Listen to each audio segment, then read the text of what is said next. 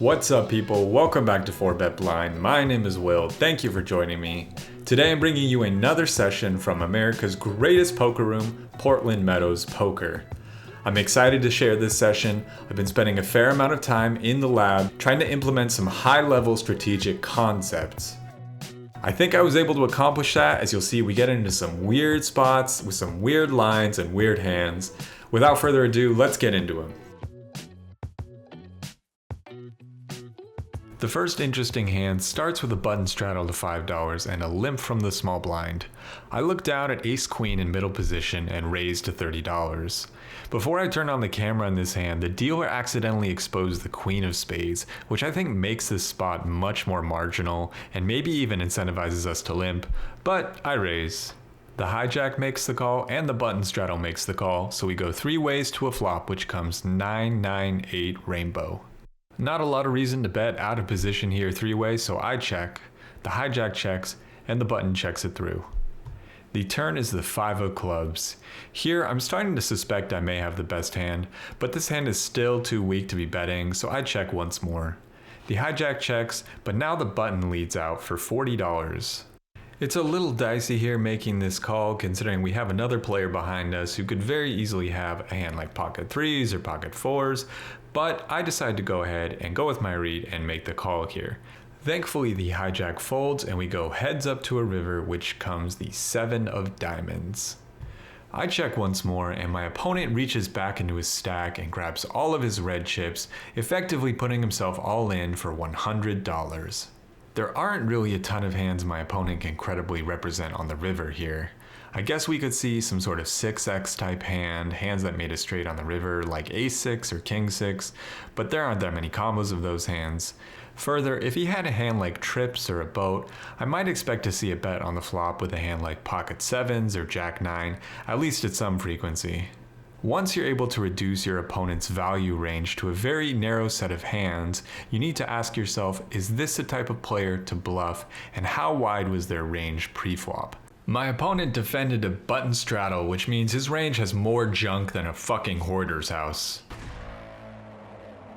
With all those extra hands in his range, it's going to be very easy to overbluff in this spot. So with all those considerations in mind, I decide to make the call here with ace high. My opponent isn't pleased to see me make the call and shows his cards queen jack offsuit. So this one we get right and take down a decent little pot to start the session. The next hand starts when it's folded to me in the low jack and I look down at king 7 of clubs. There's a button straddle, so I go ahead and open to 15. Only the button calls and we go heads up to a flop, which comes ace 7-4 with 2 clubs, giving me middle pair and a flush draw. With such a strong hand, I definitely can lead here, but I decide to check and see what my opponent does. He pretty quickly puts out $20 and it's back to me. This hand is certainly strong enough for a raise here, but I'm not sure how often we're going to get our opponent to fold a hand like ace 5. Additionally, I'm not sure how many worse hands would call a raise here, so I decide to just make the call. The turn brings the 3 of diamonds, not changing a whole lot. I check once more and my opponent very quickly puts out another $30. This actually might be a spot where a raise could be good. My opponent's double barrel range primarily consists of ace-x, and those types of hands are going to be under a lot of pressure when facing the turn check raise. In game, I end up making the call, which is fine, but I think raising is better here. The pot's starting to grow a bit, and we're headed to the river praying for a club. Unfortunately, the club does not come, but what comes instead is a rather interesting card, the 7 of spades, giving us trips. I consider checking here, hoping my opponent will bet once more with top pair, but I'm fairly convinced my opponent will not bet. In fact, I'd argue it's almost a sure thing, almost as certain as the sun rising in the east, the tides coming and going, or mediocre poker players getting into meaningless dick measuring contests. With that in mind, I go ahead and lead out for $100 here, hoping to make it look like I have a missed flush draw and need to bet in order to win the hand. As soon as I push my chips into the middle, my opponent takes his cards, flips over ace 10, and says, "I had you until that river," while throwing his cards in the muck. I hate the idea of letting my opponent think he made a correct play, so I casually reach down and flip over a random card, which happens to be the king of clubs. Boom, you folded the best hand, sir. How about them apples? What was I saying about mediocre poker players and dick measuring contests? The next hand starts with a middle position player opening to $12. It folds to me in the small blind and I look down at pocket aces. The price of poker is going up and I make it $50. My opponent calls and we're going heads up to a flop which comes Jack 6-7 with 2 diamonds. This is a reasonably safe board, so I decide to bet $50. My opponent doesn't take too long before making the call. Off to a turn card which comes the 5 of clubs, putting 3 to a straight out there. This is not a great card, but I still think we have a hand strong enough to bet. This time I make it $100, trying to charge any draws that he may have. In retrospect, I think I should be sizing up my bet somewhere closer to pot on this turn. He can have a lot of draws here, and I think half pot is just a touch too small. My opponent spends a few moments deliberating before ultimately deciding to call. So here we go to the river, a big river card, looking for something safe and clean.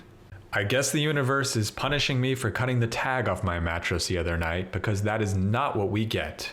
The river is an offsuit 8, bringing 4 to a straight and a bunch of 2-pair combos. I hate this river, I'm upset with myself for betting too small on the turn and setting up this SPR on this river, but I decide to go all in? Okay, I know this looks crazy, but hear me out. My opponent can still have a lot of Jack X, like King Jack, Queen Jack, even some Ace Jack, and maybe even a hand like Jack 10. Sure, I lose to a lot of hands that I was beating previously, like pocket 8s, pocket 9s, maybe 4-5, maybe pocket 4s. But I think ultimately there are enough combos of Jack X that we balance it out and make a small profit on this river. So I'm all in, feeling a little bit nervous about this value bet, hoping my opponent will take his time. Oh, he called. He instantly called. Oh, he has pocket 8s. Oh, we lose. Oh, haha. Yeah. Time to try and recover from that experience. This hand starts with an early position open to 12, another flat from early position, when I look down at King-Queen offsuit on the button. Here, I decide to make the call and we go 3 ways to a flop, which comes Queen 10 tray rainbow. Both players check to me and I bet $25.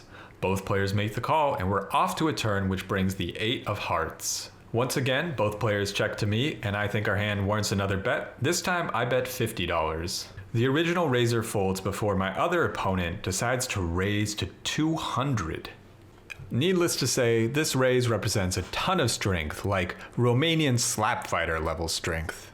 Absent a read that this player is capable of doing anything remotely above the rim, I think this is a clear fold. So I lay it down. In retrospect, looking at the footage, I kind of think my opponent was bluffing me. He just has that kind of look about him. But either way, well played, nice hand. The next hand starts with a player who appears to be using Brad Owen's revenge range as his preflop guide, opening to $12. I'm next to act and I look down at 8-10 of diamonds. Seems good enough to me, so I go ahead and make it $35, hoping to isolate this specific player. Naturally, the cutoff makes the cold call and our original raiser in the low jack makes the call, so 3 ways to a flop with a mediocre hand. The flop comes Queen Jack 4 with 2 clubs and the low jack checks to me. Not the greatest flop, but I do have a gutter and the betting lead, so I go ahead and lead out here for 35. The cutoff makes the call and the low jack folds, so just one opponent I need to get out of the way now heading to the turn. I get just the card to put that plan into action when it comes the 7 of clubs completing the flush. Since my opponent cold called a 3-bet preflop, he's not going to have as many hands like 4-5 suited, 5-6 suited, etc., which means he's going to have a lot lower distribution of flushes than he might normally have in this spot. If he has a 1-pair hand like King Jack or King Queen, I want to make it really painful for him to bluff catch, so I go ahead and bet 125. My opponent goes into the tank. He's taken some time deliberating, goes back to check his hole cards.